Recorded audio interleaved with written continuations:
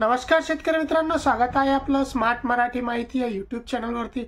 मित्रांनो, मागेल त्याला सोलार ही योजना सुरू झालेली आहे, नव्याने योजना सुरू झाली आणि त्यानंतर शेतकरी ऐकून जे आहे ते अर्ज भरून घेण्यात आलेले आहे। परंतु अनेक शेतकऱ्यांनी अर्ज भरले, अर्ज ऑनलाईन केल्यानंतर तिथे प्रत्यक्ष जेव्हा तुम्ही अर्ज ऑनलाईन करता त्यामध्ये तिथे लिहून येते की तुमचा अर्ज सद्यस्थिती ड्रॉप मोडमध्ये टाकण्यात येत आहे। जेव्हा तुम्ही पेमेंट करणार तेव्हा तुमचा अर्ज हा सबमिट केला जाईल किंवा पुढील छाननीसाठी पात्र होईल। अशा प्रकारे बरेचसे शेतकऱ्यांनी अर्ज केले परंतु अजूनपर्यंत पेमेंट भरली नाही। पण ज्या शेतकऱ्यांनी अर्ज केले आणि पेमेंट भरली होती अशा शेतकऱ्यांच्या अर्जाची आता छाननीला सुरुवात झालेली आहे।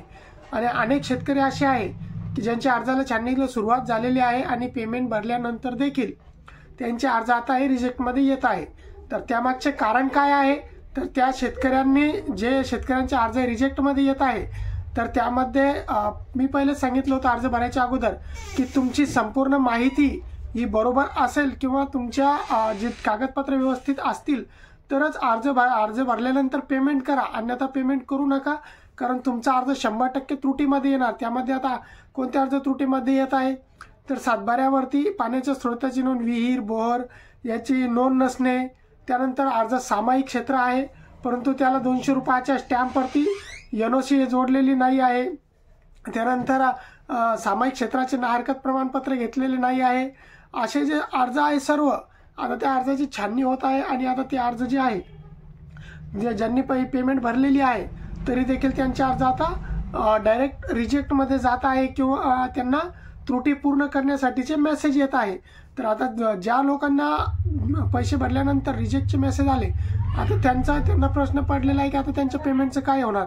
तर त्यांचा पेमेंट हा परत येणार परंतु आता त्याला वेळ लागणार, कारण तशा प्रकारची सूचना अगोदरच तिथं वेबसाईटवरती दिलेली होती की तुम्ही अर्ज भरत आहात, पेमेंट करत आहात, परंतु उद्या जर तुमचा अर्ज रिजेक्ट झाला काही कारणास्तव तर तुम्हाला जी पेमेंट आहे ती परत मिळेल परंतु त्याला वेळ लागू शकतो। तर अशा प्रकारचे जे अनेक शेतकरी आहे आता त्यांनी जे अर्ज तर केलेले आहे परंतु अनेक शेतकरी असे देखील आहे की त्यांना फक्त रजिस्ट्रेशन केलेले आहे आणि त्यांचा अर्ज अजूनही ड्राफ्ट मोडमध्ये आहे, त्यांनी पेमेंट केलेले नाही।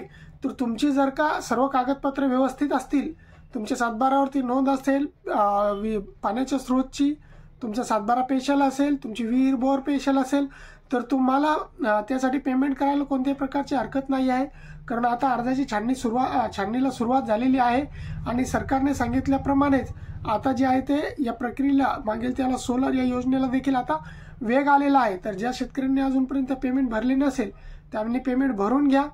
तुम्हाला यामध्ये काही अडचण येत असेल तर खाली डिस्क्रिप्शन बॉक्समध्ये आपल्या व्हॉट्सअप ग्रुपची आणि टेलिग्राम ग्रुपची लिंक दिलेली आहे, त्यावरती तुम्ही मला तेथे देखील मेसेज करू शकता। मित्रांनो, चॅनलवरती जर नवीन असाल तर चॅनलला सबस्क्राईब नक्कीच करा, व्हिडिओला लाईक करायला विसरत जाऊ नका आणि व्हिडिओ जास्तीत जास्त शेतकऱ्यांना शेअर करा। जय हिंद, जय महाराष्ट्र।